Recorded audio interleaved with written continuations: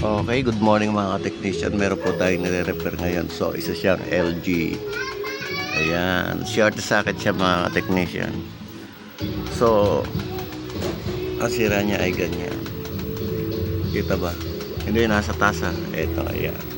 So, hindi natin muna papakita mga technician yung mukha natin kasi hindi pa tayo naliligo. Magang-maga pa lang ay nasabak agad tayo sa one line, guhit. So, ito makikita nyo, guhit to. So, meron tayong paraan dyan para makita natin kung ano. So, ang vertical natin ay may voltage siya na mga technician. Ayan o. Okay. Nakikita ba yung tester kung pogi?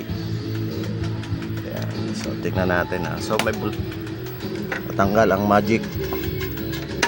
Tanggal na naman. Sino kaya ang bibili kay master ng test prod? So, minagic natin yung 24 volts. Ayan, makikita nyo, ayan o, 24 volts. So, meron na siyang voltage. Kaya lang one line siya. Ayun. Yun o. So, meron tayong tinap dito na resistor para magbuo yung picture niya. Tingnan natin. Walang kukurap. Ayan, tinap na po natin siya. Ayan. Yun. Ayan, natatanggalin. Yan, hawak-hawak po natin.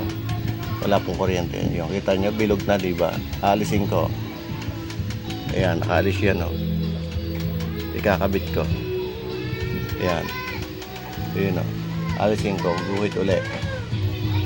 So, yung kuwan niya, yung resistor nyo sa input, ang input, papunta siya rito sa positive ng 100 microfarad, 30 volts.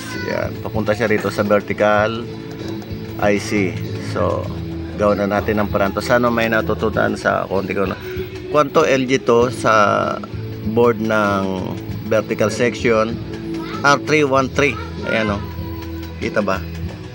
Kita yan kasi bago tong cellphone ko. 17,000 hulugan. Ayan. Ayan o. R313. Ayan po yung nagkukuha ng input galing sa 24 volts na 100 microfarad. 35 volts. Ayan, papunta yan dito sa IC. Kita nyo in one line. Ayun o. Pag kinabit ko to, ayun o. Diba? Aalisin ko. O, one line. Kakabit ko. Okay. O, yung mga followers natin dyan. Salamat.